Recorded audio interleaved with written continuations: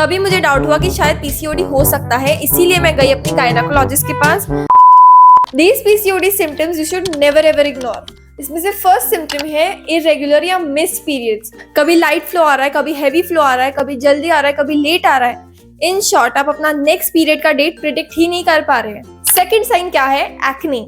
अगर आपको फेस पे या कहीं पे भी बॉडी में, बैक पे, चेस्ट में, कहीं भी आपको एक्नेज हो रहे हैं थोड़े ज्यादा, पहले इतने नहीं हुए हैं, अब थोड़े से आपको ज्यादा हो रहे हैं, एंड अगर आपको फेस पे सिस्टिक एक्ने हो रहे हैं या फिर नॉर्मल एक्ने भी हो रहे हैं लेकिन लोअर पार्ट में, यहाँ पे चिन के एरिया में, देन आपको चेक करवाना चाहिए क्योंकि ये पीसीओडी हो सकता है। Third symptom is excessive hair growth. अगर आपको अपनी चेस्ट एरिया में, अपने बैक एरिया में या तो अपने यहाँ पे चिन एरिया में आपको हेयर ग्रोथ हो रही है, एंड हाथ और पैर में गर्ल्स के जनरली थोड़े सॉफ्ट बाल होते हैं, लेकिन अगर आपको उन सॉफ्ट बाल के बीच में थोड़े बाल ऐसे दिखे जो कर्ली है, जो थोड़े से कड़क है, जो बड़े हैं थोड़े से साइज में नॉर्मल बालों से, देन आपको चेक करवाना चाहिए।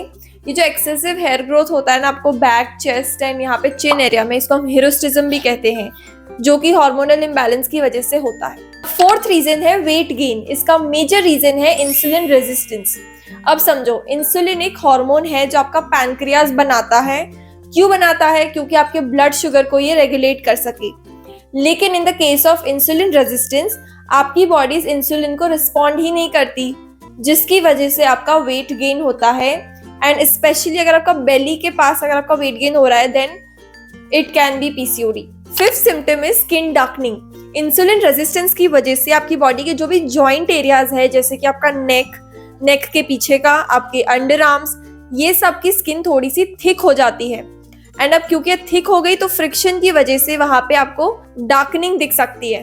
Next symptom is male baldness. अगर आपको बॉल्ड पैचेस दिख रहे हैं अपने सर पे, या तो फिर आपको स्लीपिंग डिसऑर्डर्स, आपको रात को अच्छे से नींद नहीं आती है, then depression, then difficulty in getting pregnant, ये सारे अगर आपको सिम्टम्स आ रहे हैं, देन ये सब हार्मोनल इम्बैलेंस का रीजन है।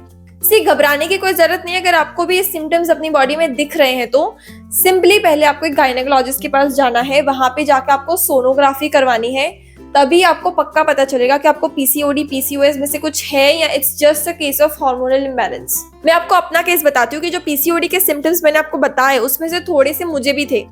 मेन तो यही था कि irregular periods and excessive hair growth. तभी मुझे डाउट हुआ कि शायद पीसीओडी हो सकता है, इसीलिए मैं गई अपनी गायनेकोलॉजिस्ट के पास, जहाँ पे जाके हमने सोनोग्राफी करवाई। तब पता चला कि पीसीओडी नहीं है, ना पीसीओएस है, it is just a case of hormonal imbalance. इसीलिए एक बार आपको चेकअप करवाना बहुत ज्यादा जरूरी है। Hormonal imbalance is also not good, तो इसको क्योर तो करना ही था मुझे। तो उसके बाद मैंने ऐसी बहुत सारी चीजें करी टू रिवर्स इट, एंड आज भी करती आ रही हूँ मैं वो सब, because PCOD, PCOS is not a disease, it is just a lifestyle disorder. अगर आप अपनी लाइफस्टाइल सुधारोगे तो ये चीज रिवर्स हो सकती है। तो आपको अपनी पूरी जिंदगी गोलियां खाने की जरूरत नहीं है। तो अगर आप इस टॉपिक पे वीडियो चाहते हैं कि मैंने क्या किया अपने हार्मोनल इम्बैलेंस को हील करने के लिए, तो कमेंट सेक्शन में येस लिख देना। जितने ज्यादा येस होंगे उतना जल्दी ये वीडियो आएगा। अगर हम देखने जाए तो ये रिप्रोडक्टिव ऑर्गन ही है जो हमें मेल से डिफरेंट बनाता है, तो इसको इग्नोर मत करिए। मे बी आपको अभी पता नहीं चलेगा, बट फ्यूचर में आपको बहुत ज्यादा प्रॉब्लम होगी अगर आपने इस चीज का ध्यान अच्छे से नहीं रखा तो। मैंने ना एक ये इन द फ्लो बुक है जिसको मैंने ऑर्डर किया है अमेजोन से। बहुत ही अच्छी बुक है, मैंने आधी पढ़ भी ली है।